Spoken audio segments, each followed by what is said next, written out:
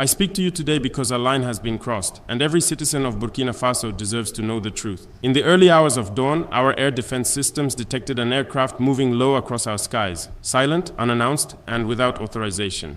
It was not a simple mistake. It was not a technical diversion. It was a calculated reconnaissance flight traced back to French operational networks that have refused to accept the sovereignty of the Sahel. For years, they believed they could enter our airspace without consequence.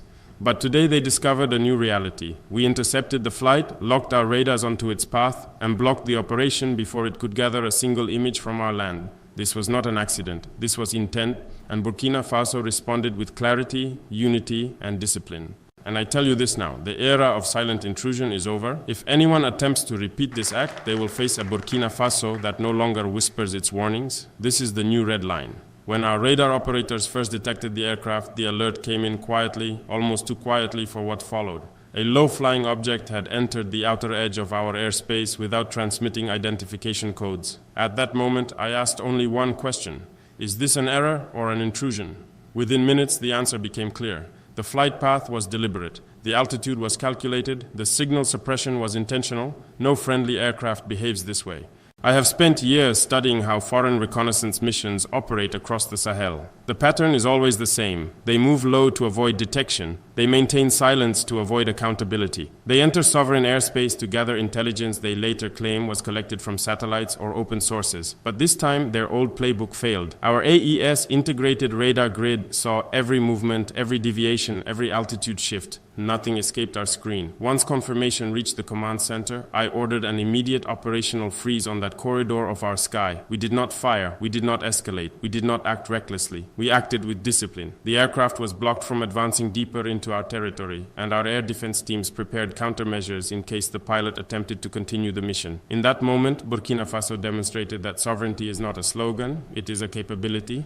As the aircraft realized it had been detected, it attempted to shift course. Our systems tracked each maneuver. I listened as my officers reported each update. The pilot was searching for a way out, but we had closed every window. It was then that my military advisors concluded what the flight truly represented. This was not an accident. This was reconnaissance. Someone wanted to know how far the Sahel Alliance had advanced in our air defense network. Someone wanted to test our readiness. I knew what message needed to be sent. Not to the pilot, not to the aircraft, but to those who authorized the mission. Burkina Faso would not remain silent. We would not be studied like a weak state. We would not allow any shadow operation to collect intelligence on our soil. The old era had ended the moment we detected them. As soon as the aircraft retreated from our grid, I summoned the senior commanders of the Air Force and the AES liaison officers. We reviewed the radar footage frame by frame. The flight pattern was unmistakable. It followed a reconnaissance arc used by foreign militaries long before the Sahel awakened to its own power. They thought they were dealing with the old Burkina Faso, the one that lacked coordination, the one that depended on reports from outsiders to understand its own skies. That era is gone. The AES alliance changed everything. Our radars no longer work in isolation. Mali sees what we see. Niger sees what we see. Our air defense communication links allow us to follow a single aircraft across hundreds of kilometers. This is what frightened them. They came expecting gaps and blind spots. Instead, they encountered unity. I told my officers clearly, the goal is not to escalate without cause. The goal is to defend without hesitation. The Sahel does not want confrontation, but we refuse to tolerate silent intrusions disguised as routine movements. When a nation ignores our sovereignty, it is not a misunderstanding, it is a statement. My generation has learned to read these statements very clearly. Some foreign diplomats later pretended it was a navigation error. Others whispered that it was an outdated flight code that had not been updated. I did not respond. Burkina Faso does not waste time correcting those who knowingly distort the truth. Instead, we focus on the facts. And the fact is simple. That aircraft came with a mission. It came to test whether the Sahel was alert or asleep. It discovered that we were awake. Inside the command room, there was no confusion, no fear, and no hesitation. What I saw instead was confidence. I saw a new generation of Burkinabe officers who understood exactly what was happening and exactly what needed to be done. They were not reacting emotionally. They were protecting their country with precision. In that moment, I understood something deeper. The future of the Sahel will not be decided by foreign aircraft or foreign influence. It will be decided by the discipline and unity of our own people. And that aircraft served as a reminder.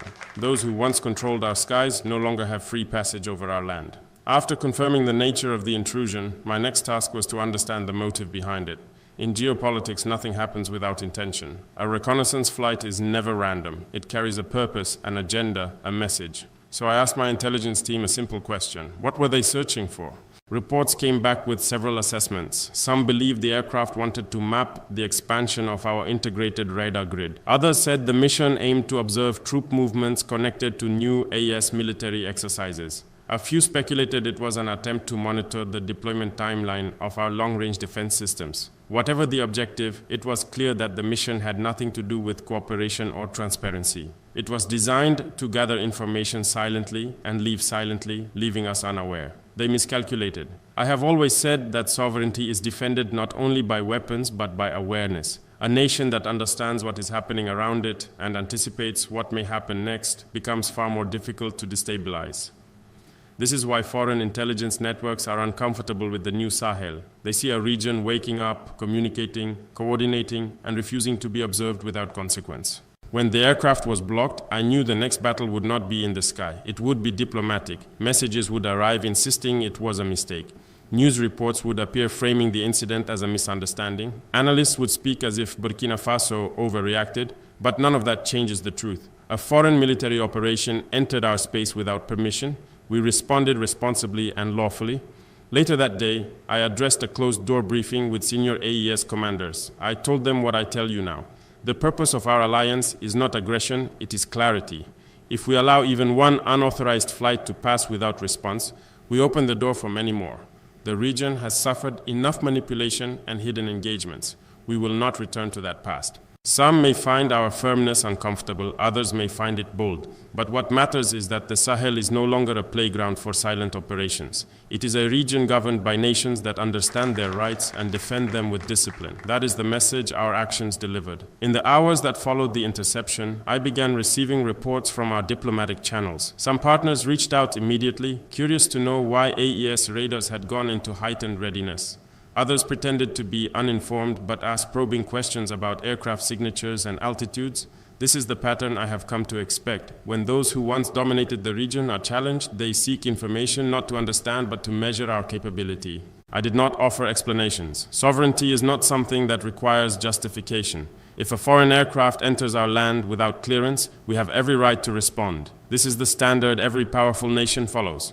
Why should the Sahel be the exception? Inside the National Security Council, I reviewed the event with my advisors. I asked them a direct question. If this intrusion was allowed to go unanswered, what message would it send to the world? The answer was clear. It would encourage more silent flights, more unofficial missions, and more attempts to monitor our transformation. Every intelligence service in the region would interpret our silence as weakness. For too long, that was the reality of West Africa. Foreign militaries acted freely because they believed the governments beneath them lacked the capability or courage to resist. This mindset created instability across borders and undermined the trust of our people. The Sahel is writing a new chapter now. The days of quiet acceptance are over. Our response to this intrusion was measured. We did not escalate. We did not issue public threats, but we made our position unmistakable. Any unauthorized aircraft entering our airspace will be tracked, identified, blocked, and confronted with the full force of our defense systems. I call this a doctrine of transparent firmness. We do not hide our rules, we do not disguise our intentions, we protect our land with clarity. When the intelligence community realized the aircraft had been stopped, discussions began across the region. Some analysts praised the discipline of our forces, others criticized us for being too vigilant. I have no concern for either group. I know what matters most. Burkina Faso must never allow another nation to observe our movements, our installations, or our alliances without permission. The message was delivered clearly on that day. If you enter our skies without respect, do not expect silence in return. In the days that followed, I met with young officers, technicians, and commanders who were directly involved in the interception. I wanted to hear their perspective.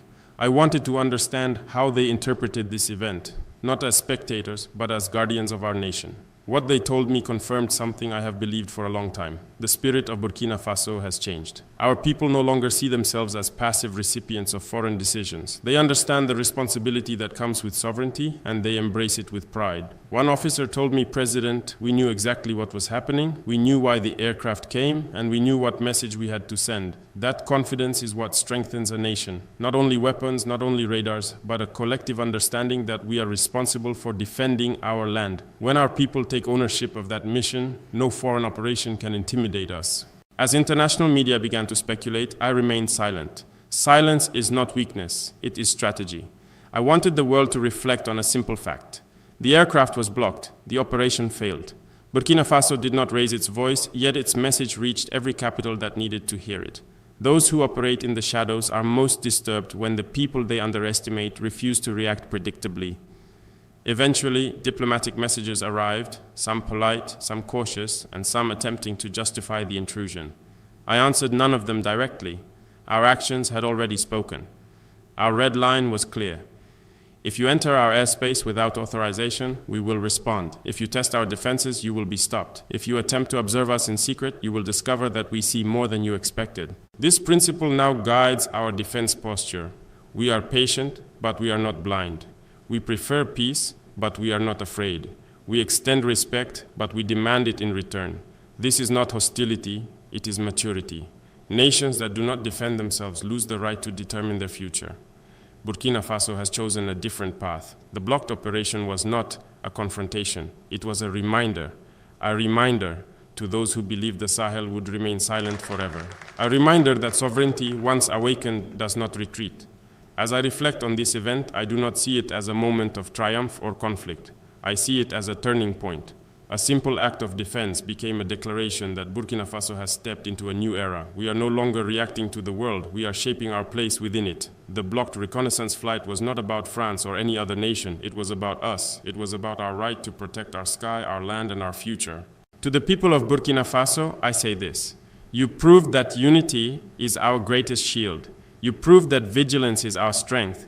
And you proved that sovereignty is not a gift. It is a responsibility carried by every citizen who believes in this nation. Our red line is clear now. Respect our sky and we will respect yours. Cross it and Burkina Faso will answer.